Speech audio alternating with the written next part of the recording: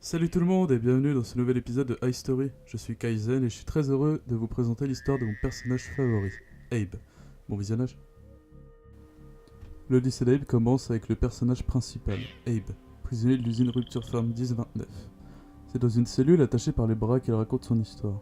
Lui et beaucoup d'autres Mudokons sont esclaves de Moluc, le glucon qui dirige Rupture Farm 1029, le plus grand complexe de production de viande sur Oddworld. Abe est un balayeur de première classe, heureux de son sort et plusieurs fois élu employé du mois.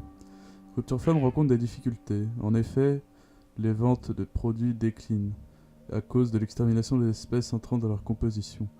Ainsi, les Mitchies, une espèce endémique de la région, a été totalement décimée.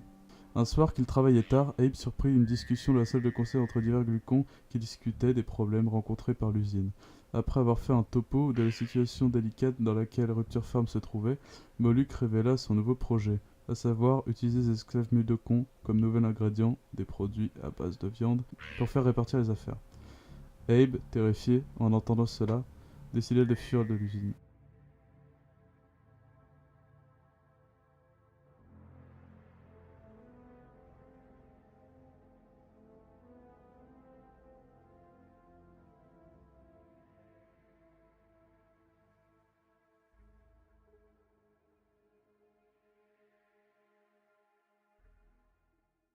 Une fois sorti de l'usine, Abe passa par les enclos à bestiaux où étaient retenus les rares scrabs toujours en attente d'être abattus.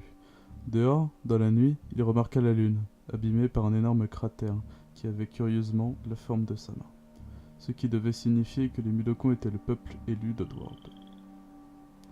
En tentant d'imbriquer sa main dans la forme pour s'assurer de leur similitude, il ne remarqua pas que le sol se dérobait sous ses pieds, et fit une terrible chute.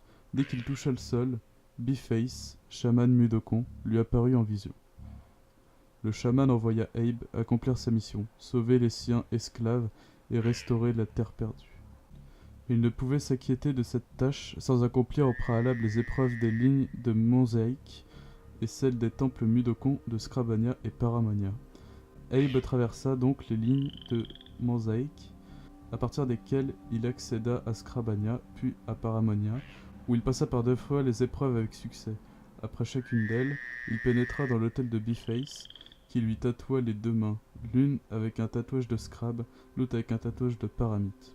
Dès qu'Abe posséda les 2 tatouages, il obtint la possibilité de se transformer en Sricule, féroce demi-dieu Mudokon, inspirant la crainte et l'amour, capable de détruire tout obstacle sur sa route comme de créer. Avec son pouvoir divin, Abe retourna à Rupture Farms, avec l'espoir de libérer tous les esclaves et d'éliminer Moluc. Il parvint également à stopper la chaîne de production de l'usine, après quoi il accéda à la salle de conseil. Malheureusement pour lui, Abe est surpris et capturé sans avoir pu éliminer Moluc. Il est pour la première fois retenu prisonnier. Quand Moluc entre dans la cellule et s'apprête à ordonner l'exécution du captif, B-Face est en discussion avec les autres chamans, à l'abri dans les lignes mosaïques. Ces derniers lui demandent de sauver Abe, ce que B-Face, avec d'autres chamans, fait en provoquant une terrible tempête au-dessus de Rupture Farms, provoquant des éclairs qui vont s'abattre sur Moluc. B-Face se téléportera alors dans la cellule 17. Il emmène Abe avec lui dans les lignes de Mosaïque, où il est acclamé par les esclaves qu'il a sauvés, ainsi que par le reste du peuple Mudokon. Moluc survit à la décharge électrique et se cache dans les profondeurs d'Oddworld, préparant ce retour. Donc voilà, j'espère que cet épisode vous aura plu. Merci à tous d'avoir visionné cet épisode et à bientôt pour de nouveaux épisodes d'History. Salut.